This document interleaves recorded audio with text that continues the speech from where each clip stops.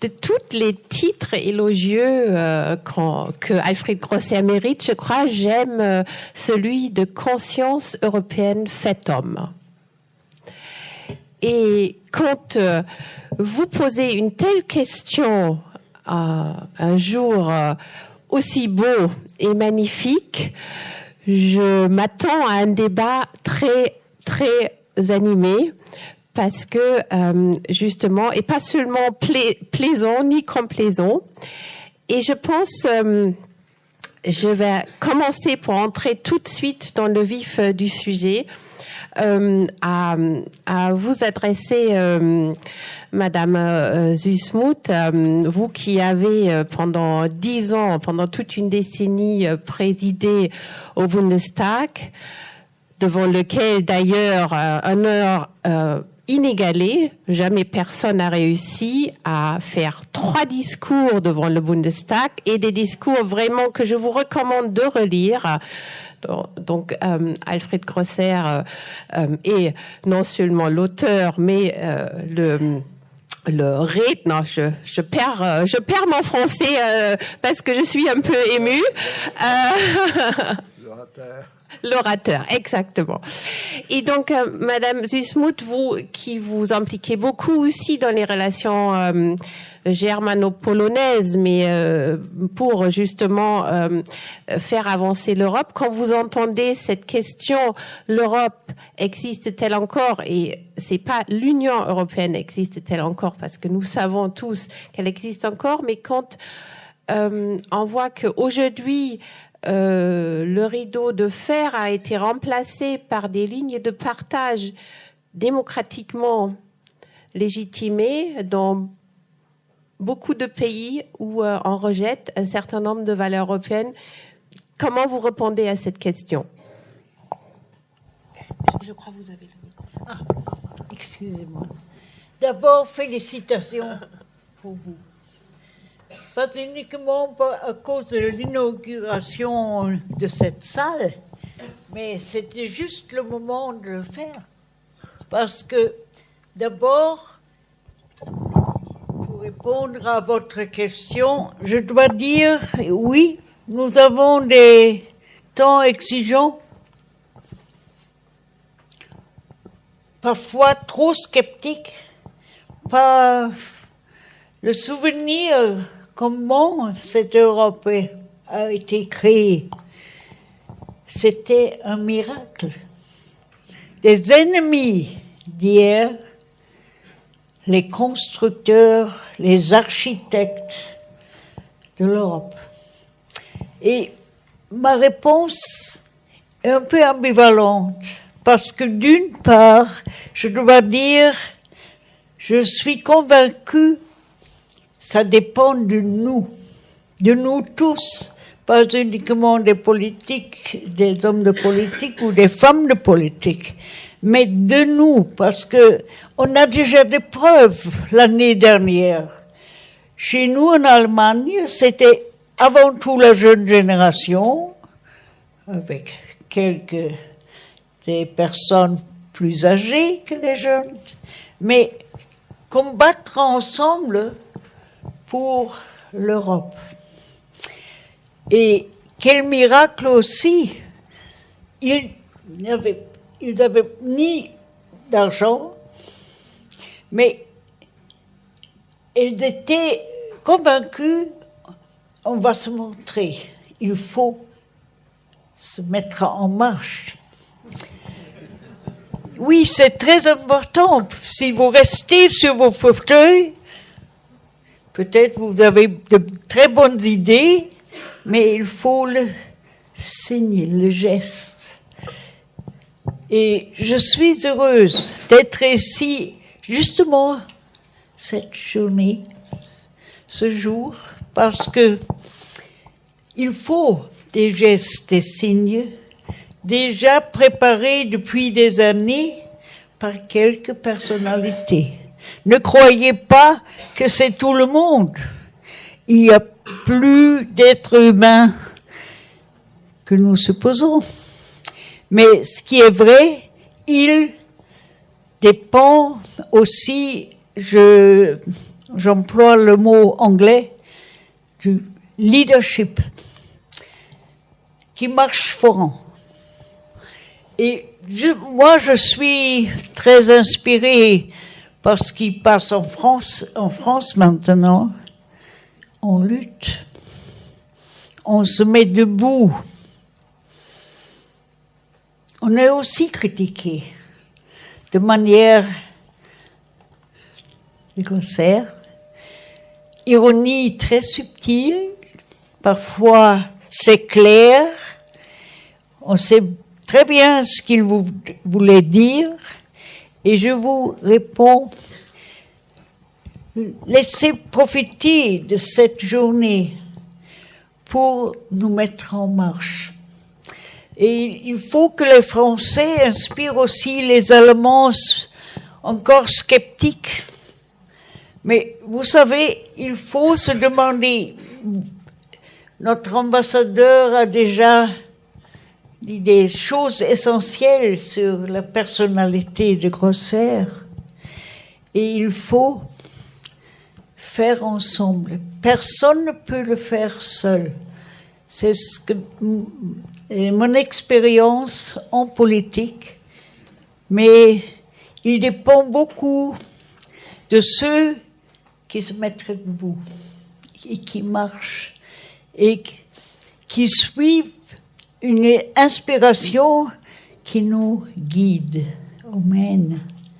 Et pour cela, je ne suis pas sceptique, mais quelquefois très triste et en même temps résolu de ne pas rester. Et abandonner, oui. Alors, je voudrais, avant que je donne la parole à Alfred Grosser, vous féliciter pour votre excellent français, qui non seulement est parfait, mais en parfaite harmonie avec la présidence qui nous écoute de l'Élysée. Alors,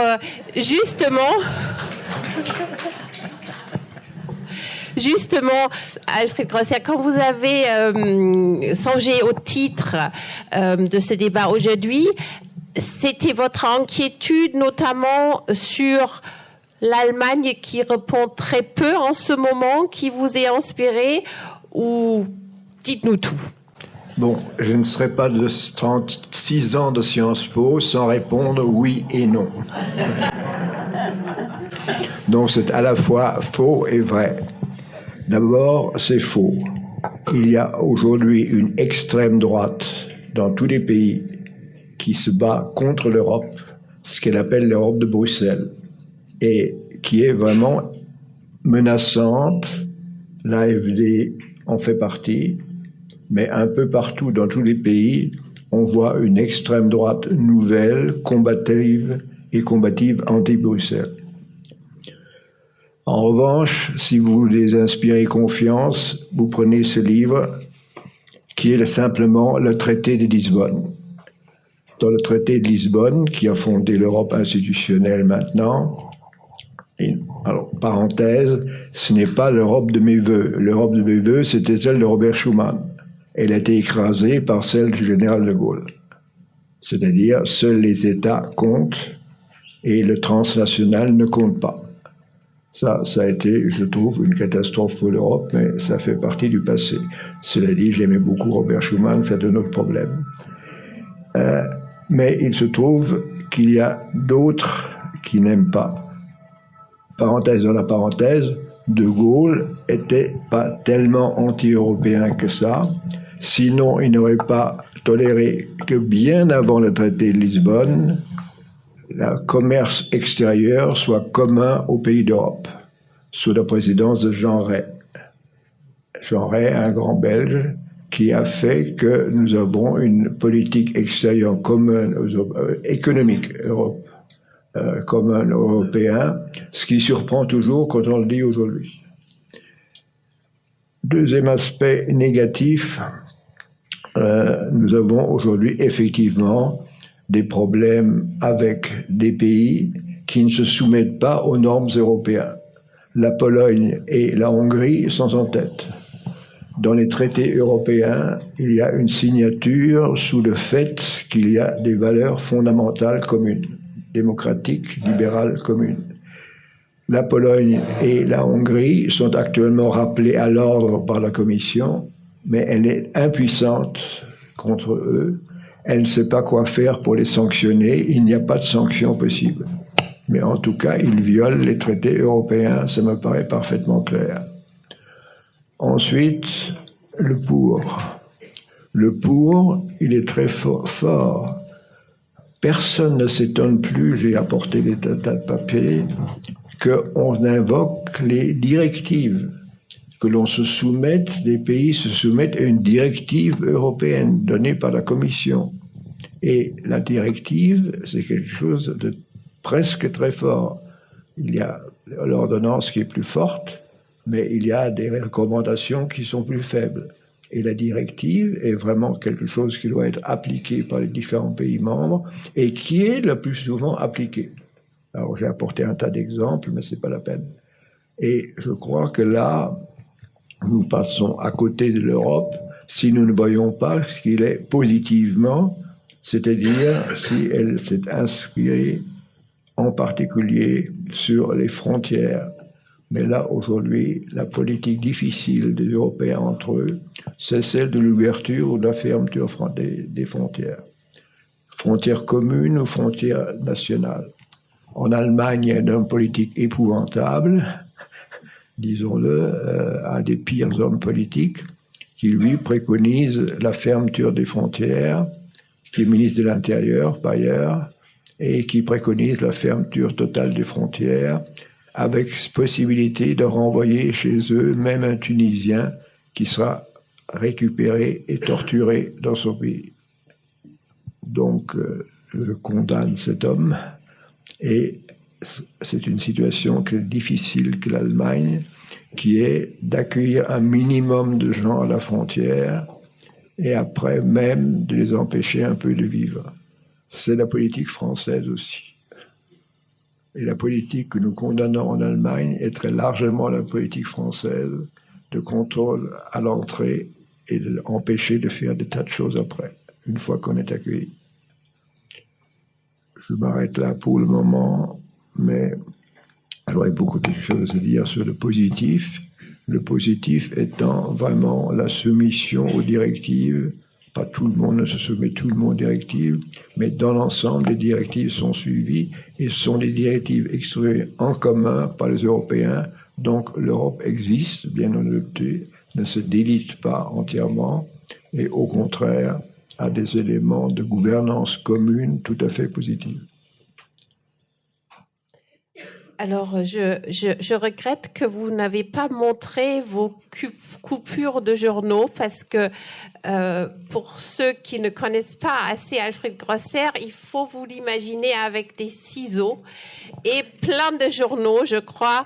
Un de vos meilleurs amis, c'est le marchand de journaux parce que vous prenez toujours beaucoup de journaux et je ne sais pas combien d'heures, mais c'est formidable et je trouve à l'époque de Facebook et Twitter, il n'y a rien de mieux que du vrai papier découpé et lu et interprété par Alfred Grosser. Mais ça, entre parenthèses et parenthèses. Comment vous avez dit la parenthèse dans la parenthèse? J'aimais beaucoup cette expression. Le titre du Monde, État de droit, lui est incapable de sanctionner Budapest et Varsovie. Mais en revanche, vous ouvrez un mensuel de consommation, voyez, les amateurs de voyage ont vu leurs droits renforcés grâce à la transposition d'une directive européenne qui oblige les États à respecter un certain nombre de règles pour organiser les voyages et donne le droit de se plaindre aux gens qui ont été lésés dans leur droit de voyageur. C'est pas un sujet de directive considérable, c'est un sujet de directive. Puisque c'est découpe les journaux. Bien entendu, je coupe les journaux de mes voisines, parce qu'elle est une grande correspondante de presse. Voilà. Et alors, du coup, die Europawahlen werden 2019 Schicksalswahl werden. ce sera un vote décisif pour l'Europe que les élections européennes. Personne ne sait encore qui va se présenter. Ce que notre président aura décidé de faire, puisque nous sommes dans un régime où les articles 20 et 21 ne seront jamais respectés, où c'est le président qui décide de tout, que décidera-t-il pour les élections européennes? Je pense qu'il aura la chance d'avoir un Mélenchon en face de lui et qu'il y aura un vote pour l'Europe organisée et contre l'Europe épouvantable. Et ça, ce serait une bonne chose. Alors justement, aux élections européennes, on sera normalement, les élections européennes seront 2 mois après la décision sur le Brexit. Et je voulais vous poser la question, est-ce que vous pensez, comme beaucoup dans mes femmes politiques le pensent aujourd'hui, que la nouvelle frontière et donc le nouveau combat politique, notamment lors de la campagne européenne, ce ne sera plus entre gauche et droite, mais la frontière sera entre ceux qui plaident pour une société ouverte et ceux qui préfèrent une société fermée, c'est-à-dire les nationalistes, ceux qui refusent justement d'accueillir des immigrés qui veulent que les frontières restent fermées. Oui, il y a ces 2 groupes nationalistes, parce qu'il ne faut pas mélanger des groupes qui ont beaucoup de chaleur pour leur patrimoine, pour leur pays, et c'est normal, et en même temps, la combinaison, quelle est l'Europe? Quelle Europe? Et qu'est-ce que ça nous donne de parler plus de la souveraineté européenne au lieu de parler tout le temps des nationalistes? Évidemment, je ne vois pas que nous voulons changer, nous pourrions changer. Où est ma maison? D'où je viens? Ainsi, d'appartenance pour son pays, ça va rester.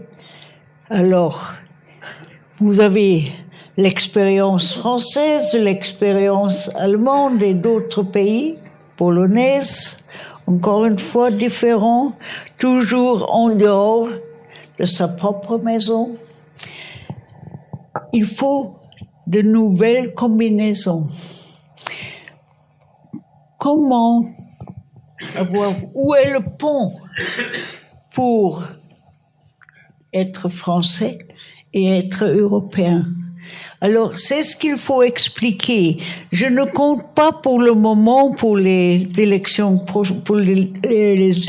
prochaines sur la réforme des institutions.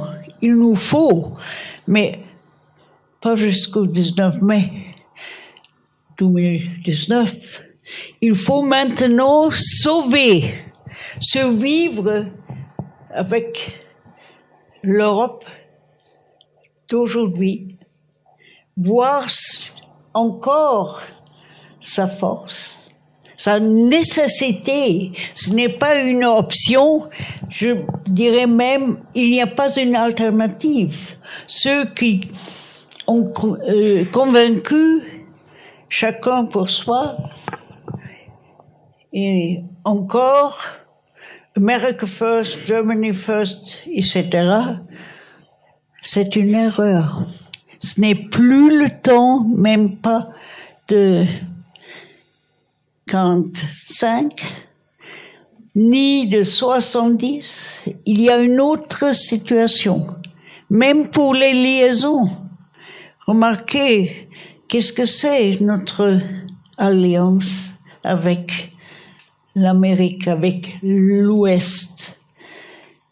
La diversification est tout à fait d'autre que c'était 20 ans avant. Alors, ce n'est pas uniquement expliqué, c'est une découverte, une nouvelle situation. Mais le mot globalisation a uniquement utilisé pour exprimer c'est l'économie qui règne. Mais c'est beaucoup plus les individus dans chaque pays, évidemment, travaillent, avoir des revenus pour vivre, c'est important, mais c'est beaucoup plus.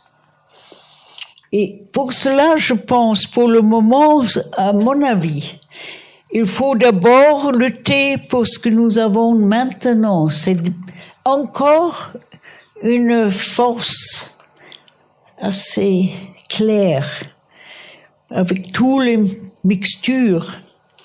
Mais si nous réfléchissons pour le moment sur l'euro, sur les institutions, c'est la tâche de Bruxelles. Mais même Bruxelles a fait beaucoup d'efforts pour changement. Remarquez quelles sont les choses bien traitées, négociées dans chaque pays et quels sont les 3 ou 4 grands thèmes d'être traités ensemble au niveau européen. Alors c'est ce que c'est. Et même la défense. Regardez, vous avez fait allusion à Lissabonne. Et d'abord, la défense, c'est toujours une chose plus tenante, chacun pour soi. Aujourd'hui, c'est différent. Il y a une contribution de chaque pays,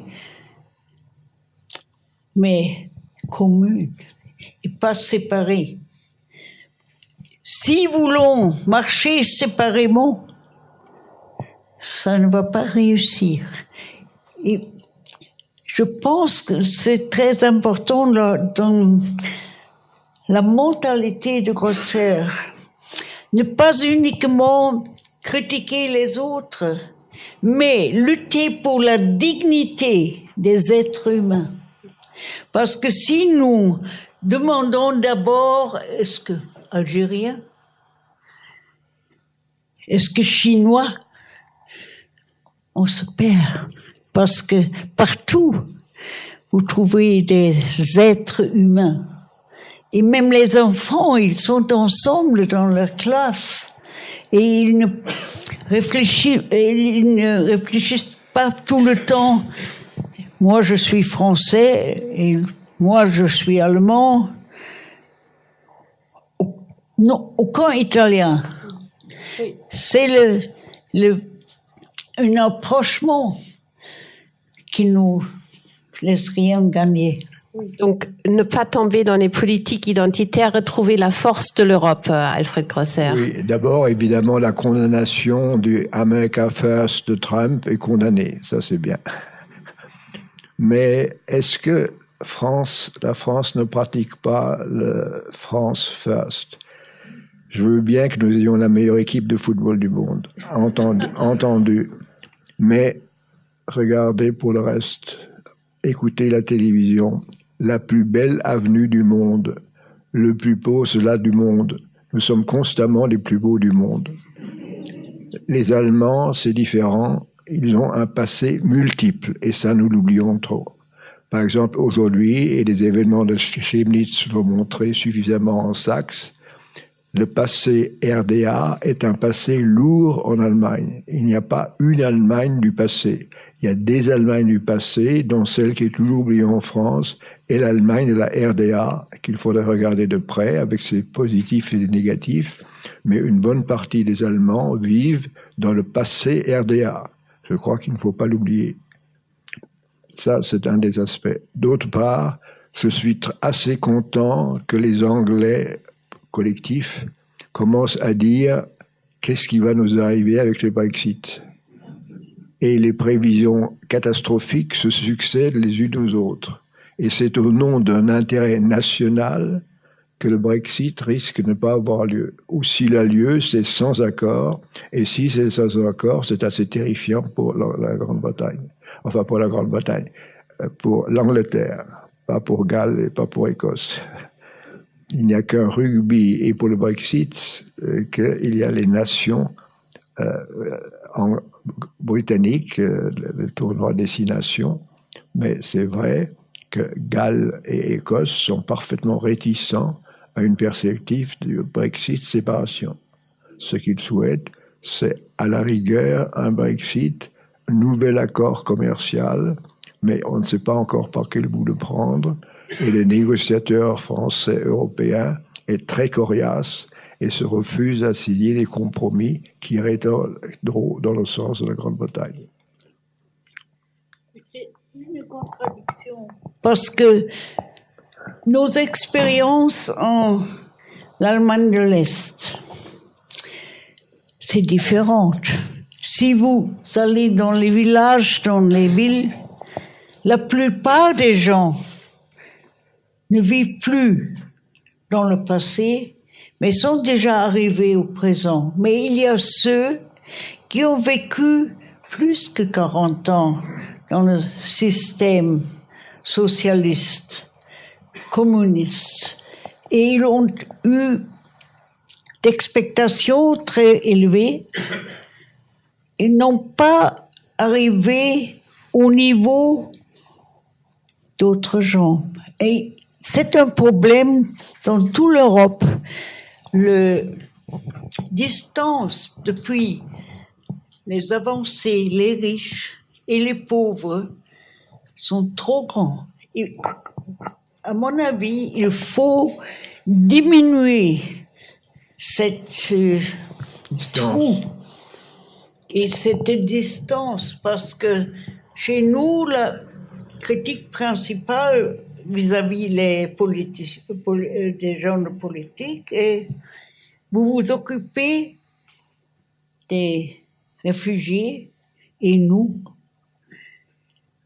sommes oubliés. Alors il faut amener tous les différents groupes et trouver des solutions. Et c'est aussi l'obligation de l'Europe, parce que, remarquez, la colonne sociale a toujours été très, très mince, très pauvre en Europe. Et aujourd'hui, on a beaucoup plus compris. Il faut en même temps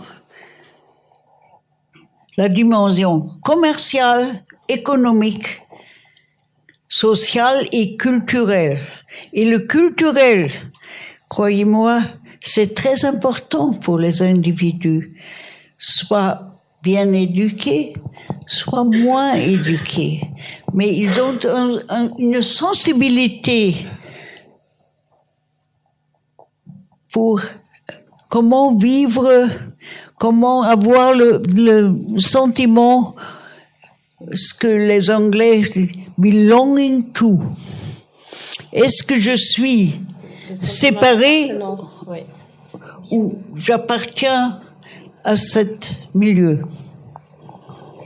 Alors, justement, juste pour revenir sur l'importance des passés multiples et notamment le passé RDA, je pense que c'est un point très important parce que dans les relations franco-allemandes, on oublie souvent ces passés multiples. Est-ce que ça peut pas être aussi une clé pour justement mieux comprendre ce qui se passe, ce qui nous intrigue en Pologne, en Hongrie?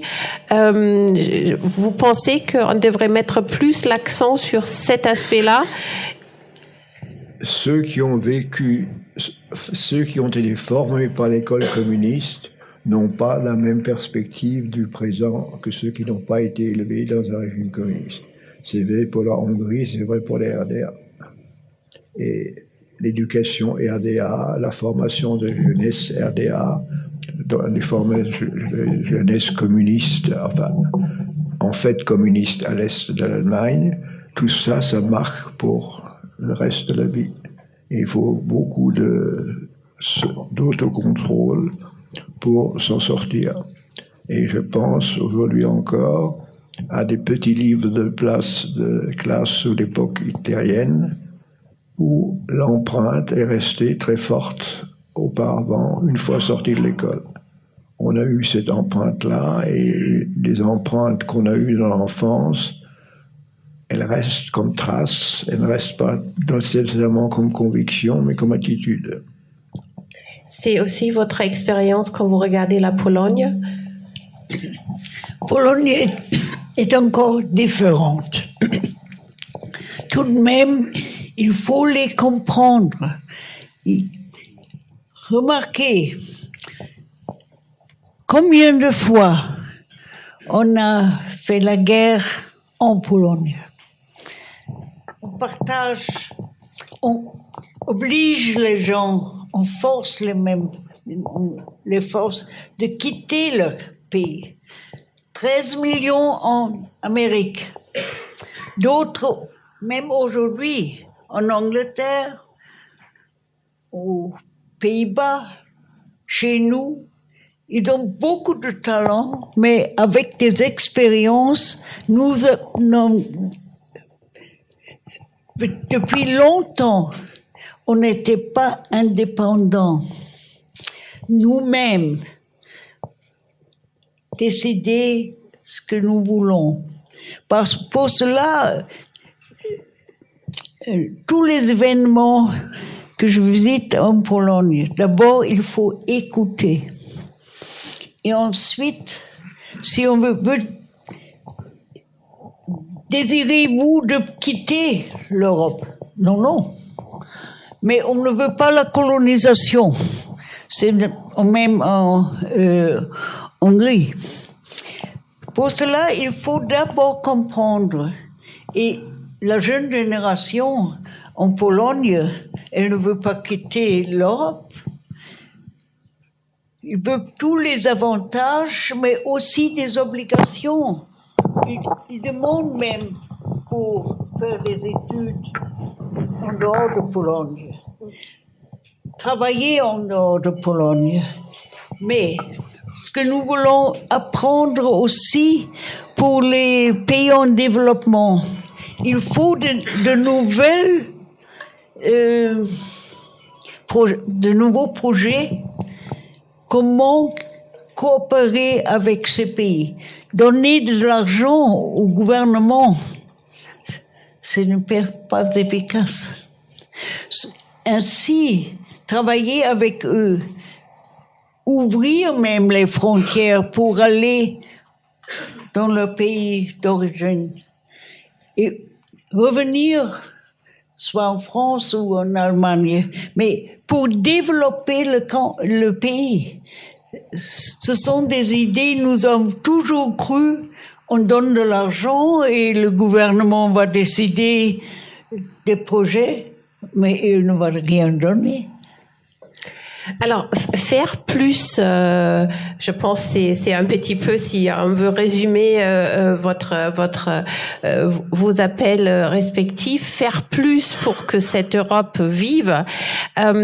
J'ai très envie de vous demander, quand vous regardez quand même, vous qui avez vécu toutes ces différentes étapes dans la construction européenne, est-ce que c'est le temps pour un signal d'alarme de dire, et notamment aux Allemands, il faut que vous sortez de votre Nabelschau, de vous regardez le nombril, il faut que vous prenez la main que vous tend le président français, parce que justement, on vient de le mentionner, tout ce qui va pas, ou est-ce que vous dites, bon, on a déjà vu tellement de choses, c'est comme ça, les Allemands, les Français, ils mettent longtemps? Non, parce qu'il y a une institution remarquable créée en 1963 qui s'appelle l'Office franco-allemand pour la jeunesse, qui a échangé des jeunes par millions,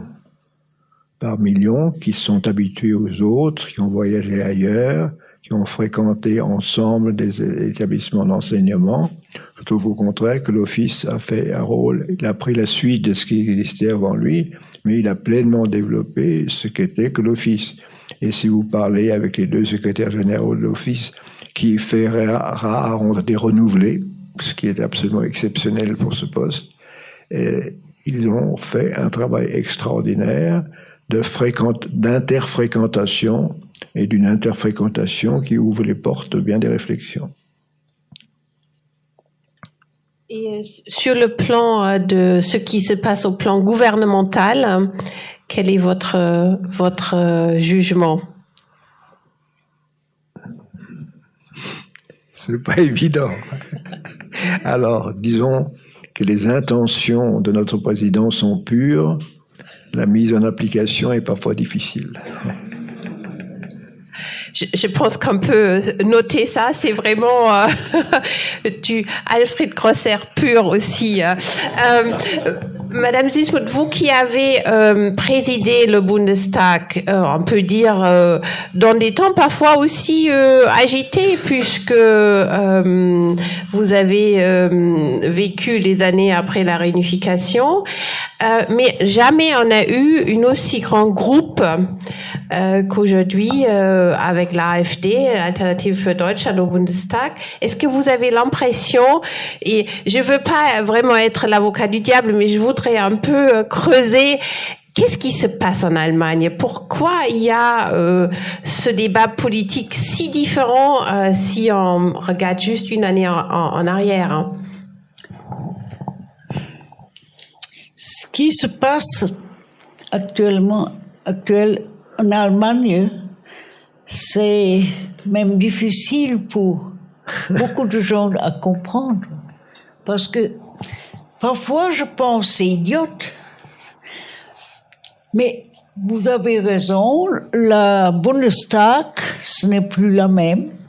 C'était une très bonne atmosphère jusqu'au septembre. Et maintenant, c'est vraiment l'attaque chaque semaine, chaque jour. Et je réponds aussi, nos députés n'ont pas encore trouvé la méthode, l'approche efficace pour guider ce nouveau dialogue plein de critiques. Mais si on a uniquement la méthode, à mon avis non parlementaire, où est quelles sont les personnes qui peuvent dire victoire, victoire pour nous, chute pour les autres? Ce n'est pas la méthode. Il faut un sens très critique, très évolué. Et à mon avis, ce qu'il nous faut pour nous, en tant que parlementaires, il faut les traîner. Alors, l'éducation, lifelong, toute la vie, et la démocratie, c'est le plébiscite de chaque jour. Si je suis Renan, Ernest Renan, et maintenant, ça ne suffit plus d'être combattant, il faut être un combattant excellent. Disposé sur différentes approches et méthodes. C'est pour vous, comme femme, si on veut avoir du succès, jamais revenir avec la même idée la prochaine jour. Par la même porte, il faut le faire différent. Et c'est pareil pour ces situations dans le Parlement. Et d'autre part, pour ne pas oublier, mais il faut bien savoir quelles sont les valeurs qu'on ne peut pas renoncer, auxquelles on ne peut pas renoncer, parce que c'est ce qui se passe en Pologne. Il y a des limites. Et des limites sont à respecter. Sinon, vous avez une grande variation des concepts.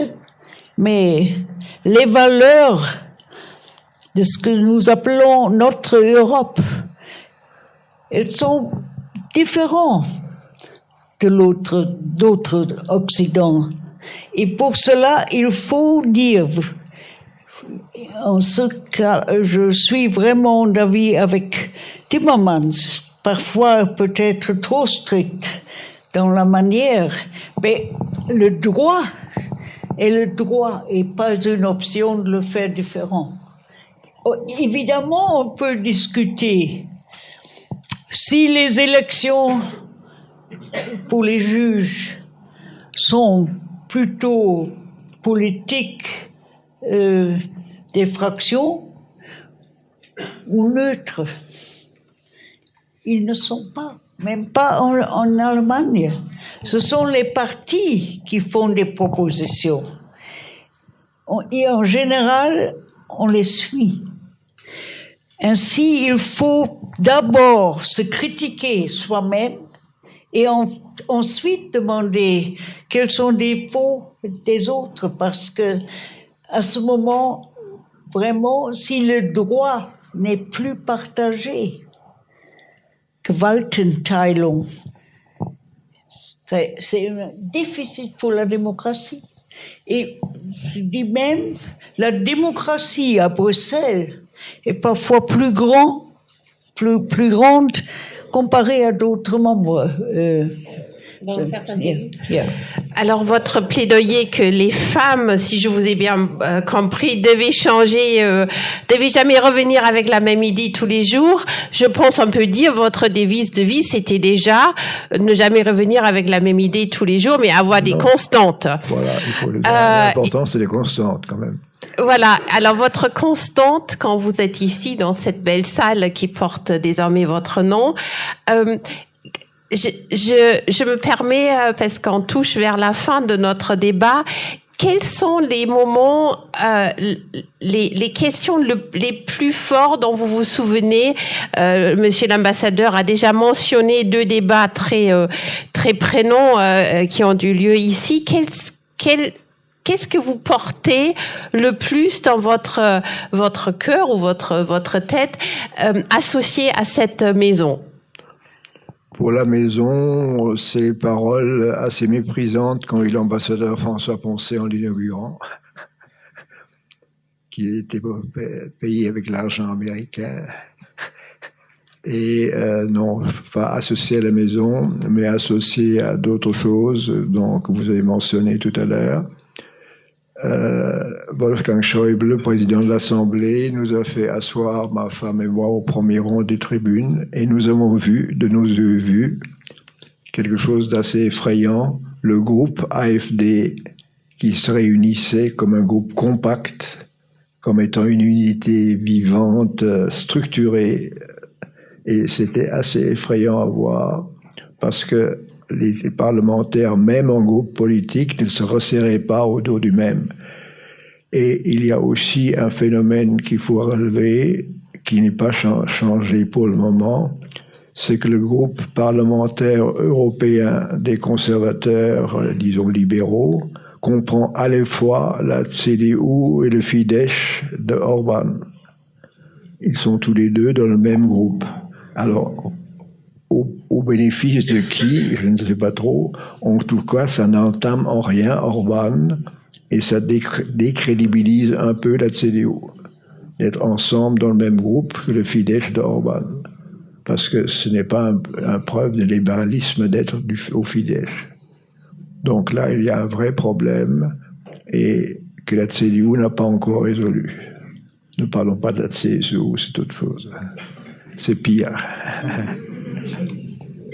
Oui, allez-y. Parce que c'est votre parti, donc vous voulez probablement réagir. Oui. Mais d'abord, si j'ai dit d'avoir de nouvelles idées pour la prochaine fois, ce n'est pas le changement des principes, de vos attitudes, de votre passion. Pourquoi lutter pour l'Europe? Mais il faut d'autres arguments le prochain jour. Et j'ai toujours essayé de ne pas revenir avec la même proposition que j'ai eue l'avant-hier. C'est d'abord, et d'autre part, ce qui se passe maintenant dans notre Parlement, aussi bien à Berlin qu'à Bruxelles, il faut parler en petits groupes. Même dans un Parlement avec 702 personnes, il faut trouver des situations en petits groupes.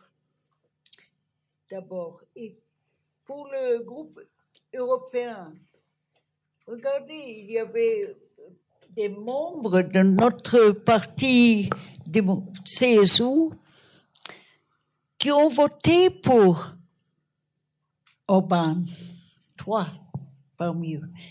D'une part, je dirais, il vaut mieux d'être ensemble pour avoir l'échange, mais d'autre part, il est très dangereux si l'assimilation est si grande que nous n'avons plus la distinction. Parce que vous savez peut-être que Orbán est très fâché que pour la première fois, il a l'impression n'être plus l'héros pour son pays. C'est son discours la dernière fois.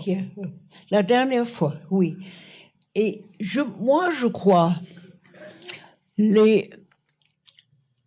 notre parti en Allemagne a pour trop longtemps essayé d'avoir de bonnes relations avec lui sans réfléchir où sont les limites. Il faut vraiment stopper des développements qui sont contre la démocratie, contre les principes fondamentaux de la pensée européenne. La démocratie européenne n'est pas menacée. Si, bien sûr. Bien sûr qu'elle est menacée. Parce que je ne sais pas dans quelle forme elle a vraiment existé. C'est-à-dire, elle est une démocratie qui fonctionne tant bien que mal à Bruxelles, encore qu'à Bruxelles, ce soit évidemment les États qui aient le dernier mot. Ce n'est jamais l'Europe en tant qu'Europe qui a le dernier mot à Bruxelles. L'organisme, à mon avis, le plus fort à Bruxelles, c'est le Coreper, c'est les représentants permanents des gouvernements, c'est eux qui préparent toutes les décisions de Bruxelles. Donc quand on dit Bruxelles, c'est supranational, non. Bruxelles, c'est entre les nations que ça se déroule, entre les États-nations que ça se déroule, plutôt bien que mal, mais le principe est celui des États-nations qui dominent. Je répète un mot de Macron. Il dit il faut plus de démocratie, mais pas la démocratie autoritaire. C'est vrai, parce que vous avez le moment, chacun fait ce qu'il veut, et il y a une personne qui dirige, qui a le pouvoir de guider, d'amener et ne laisser plus la réplique, les débats, l'échange. Alors il faut vraiment faire attention. Nous faisons attention. Je pense que c'est très joli de terminer avec un mot d'Emmanuel Macron dont vous étiez, je le signale pour ceux qui ne le savaient pas, l'hôte d'honneur lorsqu'il a reçu le prix Charlemagne. Je trouve vous devrez aussi recevoir le prix Charlemagne, mais pour l'instant, je suis vraiment heureuse de me dire à chaque fois que nous venons ici dans cette belle salle, soit nous discutons avec vous ou nous pensons à vous. J'ai tout à l'heure... Si.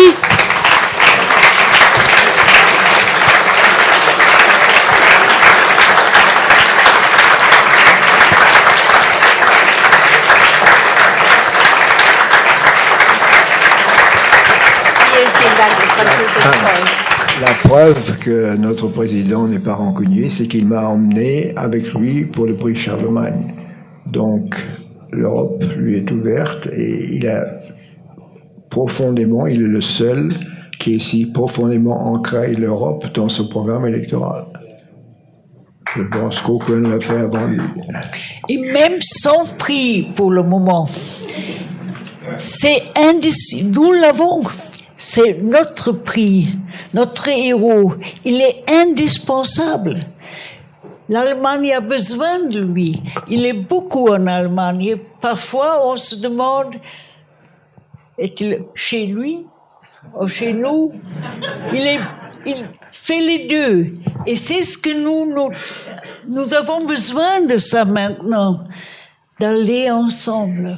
Et peut-être même dans vos groupes, vous avez des personnes engagées, lutter dans la même direction.